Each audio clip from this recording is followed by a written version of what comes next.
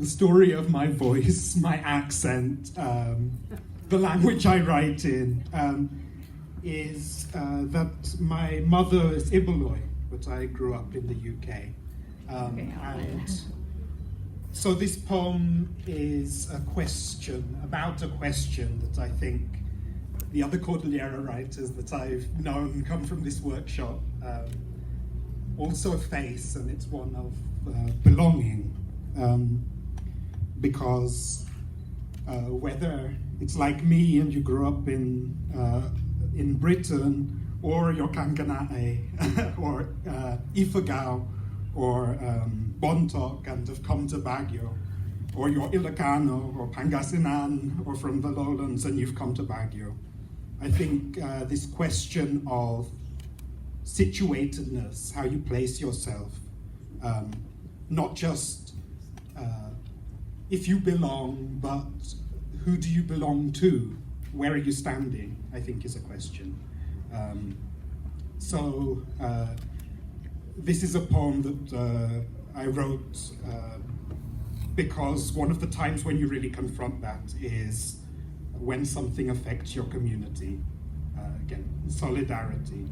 And so this was written in the wake of Hurricane Ompong. This is last month, and here from a limited view, on this morning newborn through the Lanka stems, Ompong has gone up the gorge of the Bwed River like a cat's tongue, rough and clean. The city on the hillside is slicked brand new with the spit of the storm. The bamboo and the pine trees bristle in the wet sun of the washed and disarrayed beautiful daylight. Up into the mountains, rock falls cut the tarmac ribbons. There are 100 people dead in the municipality of Itogon.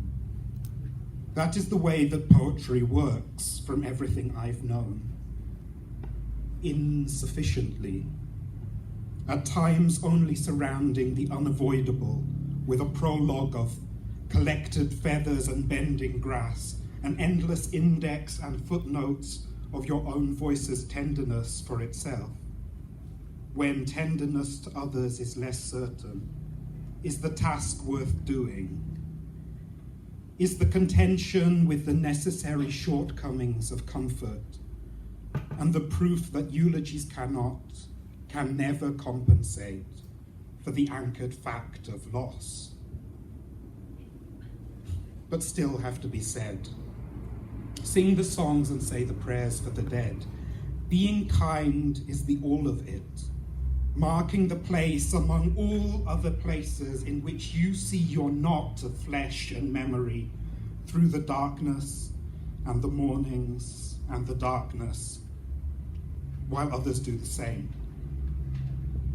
By years, the rains are weathered until on a morning like this morning, rewoven, I notice in the way you might notice the production of your own breath, that I've grown familiar to the rhythm of the threaded world of the Cordillera.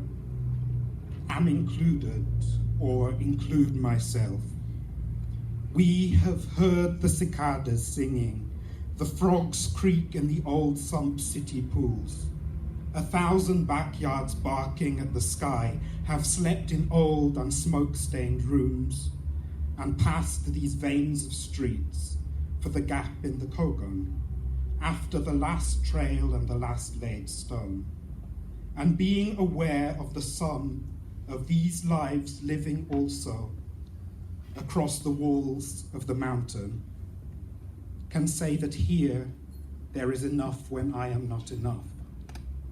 A place to start to mourn and to incompletely answer a question of belonging.